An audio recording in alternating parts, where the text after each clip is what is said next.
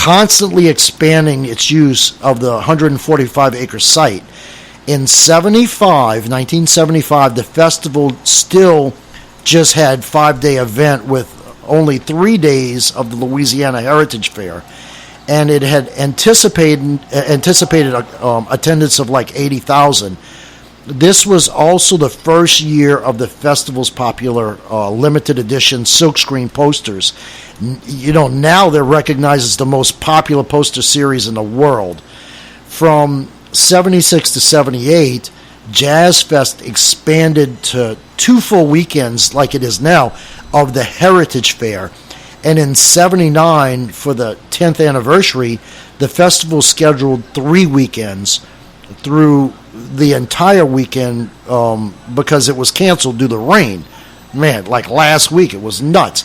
So in the 80s, Jazz Fest continued to experience, hey, sweetie, how are you?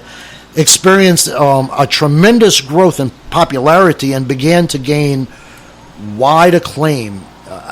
People from New York would come down, Boston, California. It was one of the world's greatest cultural celebrations. By the end of the decade, more than 300,000 people attended the Heritage Fair. Evening concerts, workshops, it was something. The 89 festival marked the 20th annual event, which was commemorated with a classic poster featuring Fats Domino. I remember that very clear. And that ushered in a new era during which the posters would celebrate many of Louisiana's music legends with iconic portraits. The decades of the 90s saw the appeal of Jazz Fest and festivals' significance as the cultural symbol soared. New York Times would note that the Jazz Festival had become an inseparable from the culture it presents. Once you have the New York Times advertising your Jazz Fest, man, it's something. The Thursday that kicked off the second weekend in 99, an international pavilion that celebrated the cultures of Haiti, Mali, Panama, Brazil, Martinique, and in 2004, South Africa, and the Native American stage and that area. In 2001, the festival celebrated Louis Armstrong's centennial, and the total attendance eclipsed 650,000. It shattered records for virtually every day of the Heritage Fair, including the all-time single-day attendance record of 160,000.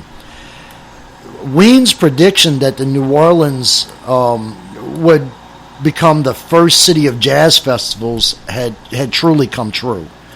With 12 stages of soul-stirring music, jazz, gospel, Cajun, Zydeco, blues, R&B, funk, African, rock, Latin, Caribbean, folk. There's so many to mention. The New Orleans Jazz and Heritage Festival is a singular celebration.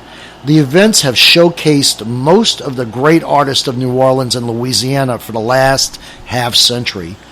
Professor Longhair, Fats Domino, the Neville Brothers, Wynton Marsalis, Dr. John, Bradford Marsalis, Harry Connick Jr., who was last week, Ellis Marsalis, the Radiators, Irma Thomas, the Preservation Hall Jazz Band, Alan Toussaint, Buckwheat Zydeco, the Dirty Dozen Brass Band, the Zion Harmonizers. There's so many that local guys that have just gone on to great success. The festival has always blended a wide mix of internationally renowned guests, among them Aretha Franklin, Miles Davis, Bob Dylan, Ella Fitzgerald, Dizzy Gillespie, Santana. Paul Simon was here, Jimmy Buffett. Jimmy Buffett even opened a restaurant here in New Orleans after his thing with Jazz Fest. He fell in love with it. Willie Nelson was here, The Temptations, Van Morrison, LL Cool J. It just went on and on and on. Somebody's alarm is going off. They need to shut that thing off. Over the years, Jazz Fest has received so many honors. It was named the Festival of the Year 4 times by Pollster magazine. The 2004 event marked the 35th anniversary of Jazz Fest, which the Wall Street Journal says showcased a wider, deeper lineup of essentially American musical styles than any festival in a nation, and which Life magazine has called the country's very best music festival. This was all inspired by the spirit of Mahalia Jackson and the Eureka Brass Band back in 1970.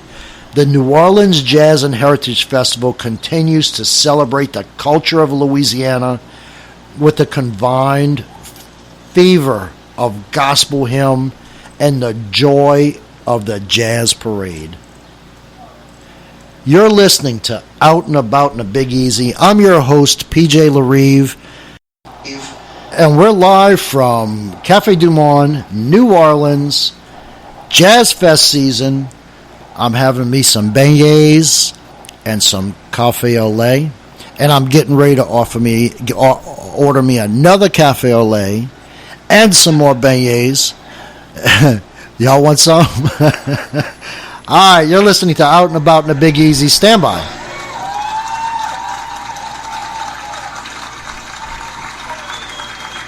Thank you. Every year, hundreds of children in the New Orleans area enter the foster care system through no fault of their own. For many of these kids, the experience will have devastating effects on their young lives. That's where CASA comes in. Court-appointed special advocates, or CASAs, are volunteers just like you who are trained to advocate for these abused and neglected children in court.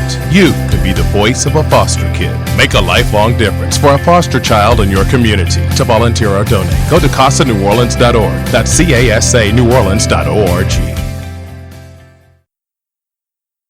Queen Elizabeth once caught beads at Mardi Gras, and she returned to England with what are now known as the crown jewels.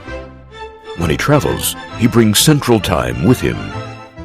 I don't always drive in New Orleans, but when I do, I prefer a Ford F-150. He is the most ordinary man in New Orleans, with the most extraordinary deals, only at Lamarck Ford. Drive safely, my friends. In New Orleans, everyone knows a woman who hunts, but you may not know her struggle to find stylish apparel until now. New Orleans' own St. Hugh makes field wear she can wear from St. Bernard Marsh to St. Charles Avenue. Also, Out and About listeners can save 15% on any order to the code EASY15. Also worth mentioning, orders over $50 always ship free with code FREESHIP. Shop St. Hugh at www.sthugh.co. That's www.sthugh.co. I'm going to let you in on a little secret. ProfessorPools.com. ProfessorPools.com. If you have a broken swimming pool, a broken spa, your pool needs to be chemically treated, it's green, it's nasty, it's whatever, from you just didn't touch it for 6 months or 5 months during the winter and it's green and nasty, call ProfessorPools.com. Look them up on the internet. They got a beautiful website, ProfessorPools.com.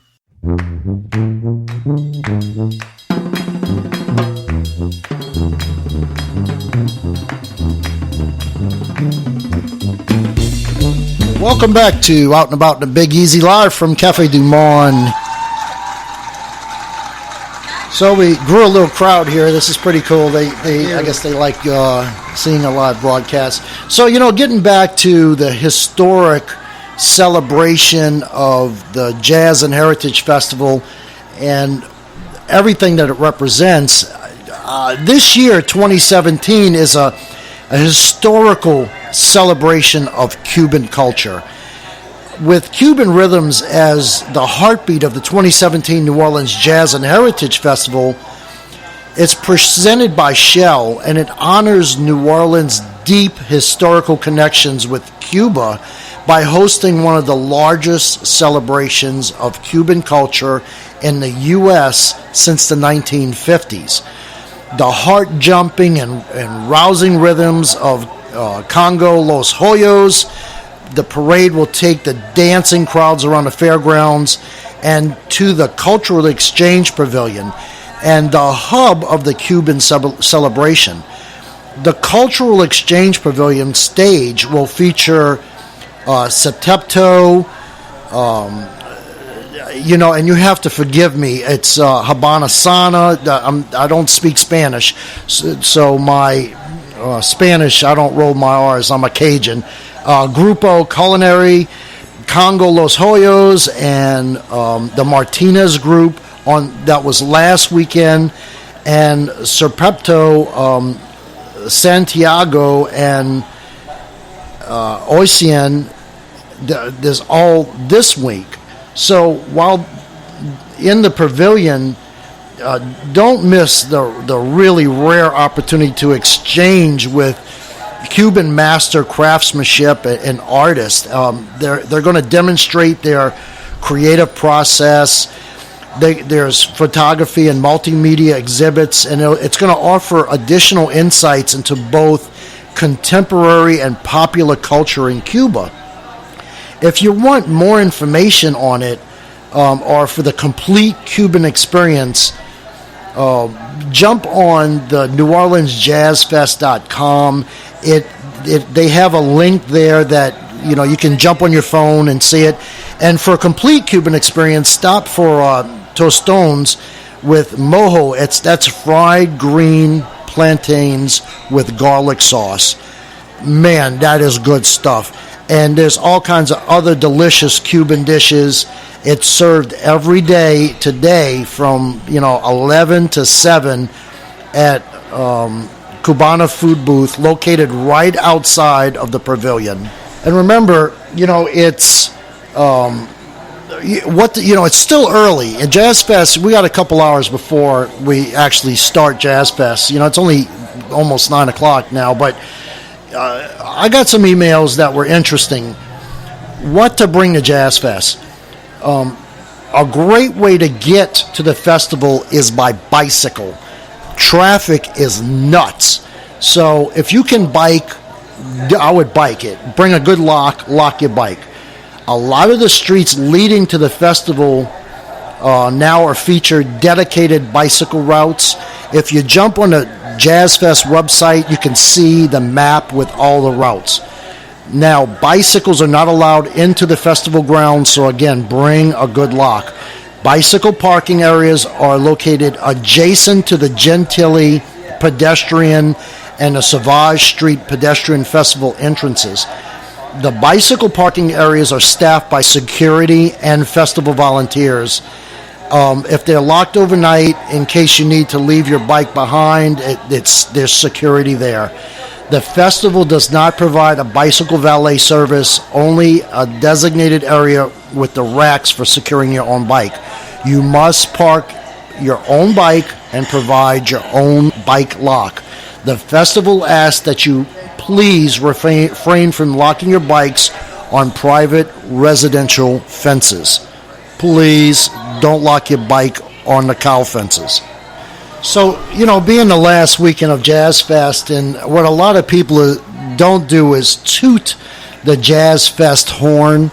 And, in 1970, the foundation was set up to be a nonprofit owner of the New Orleans Jazz and Heritage Festival, Jazz Fest, with a mission to sow the seeds of our unique culture for generations to come. In the early days, the festival wasn't, world famous event that it is today, but one that attracted hundreds of thousands of visitors to New Orleans and pumps $300 million a year into local economy.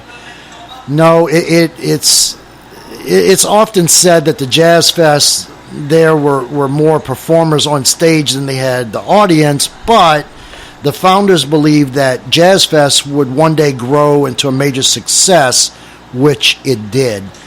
everyone involved wanted to make sure that the festival proceeds would be redistributed into the local community. So the